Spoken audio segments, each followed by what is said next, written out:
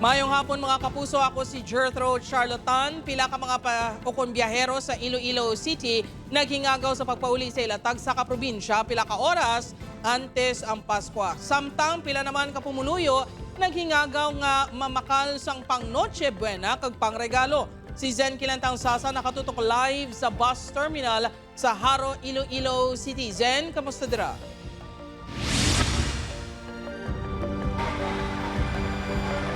Jert, pila ka oras antes ang Paskwang, may mga naghingagaw pa nga magbiyahe, agod maka-enjoy sang Noche Buena upod ang ila pamilya.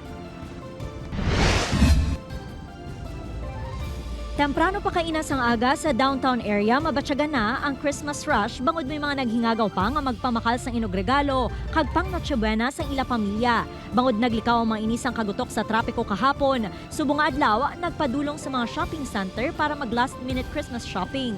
Isa si Adel Marie nga nagbakal sang Christmas gifts kag cake antes magpauli sa Igbaras. Grabe yung traffic, ma'am. Kag damo-damo gid yung taho do ka do hindi kaya makapamakal mo na balati subok lang ko yung nagbakal, ma'am. Ang iba na naghingagaw man nga magbakal sang prutas agud may dugang nga handa sa Paskwa. Kami ubrako, busy ate.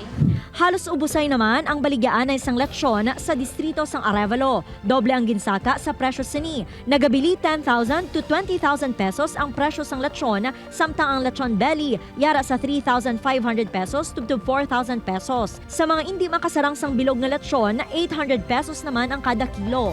Nabatyagan sa mga manugbakal ang pagmahal sang presyo subong nga holiday season. Apang apisar sini, madahog sa gihapon ang baklanay. Happy kita yung magsalo-salo ang family sa very special man nga food ngara sa table mo.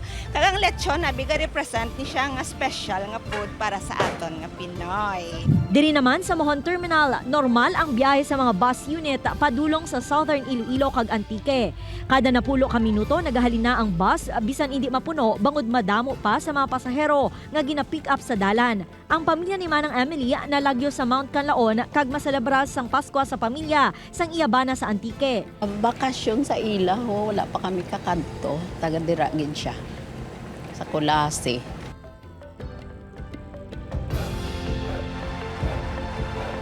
Jert, nagapabiling nga normal ang biyahe diri sa bus terminal sa Haro. Wala naman sa may gindugang nga unit para mag-augment. 7:30 p.m. sa gihapon ang last trip para sa long distance. Samtang 9:30 sa gabi ang katapusan nga biyahe padulong sa Barotac Viejo kag Pasay City. Amo yadto ang pinaka-latest nga update halin diri sa may bus terminal. Merry Christmas mga kapuso. Manamugin nga salamat sa detalye, kapuso Zen Kilantang Sasa.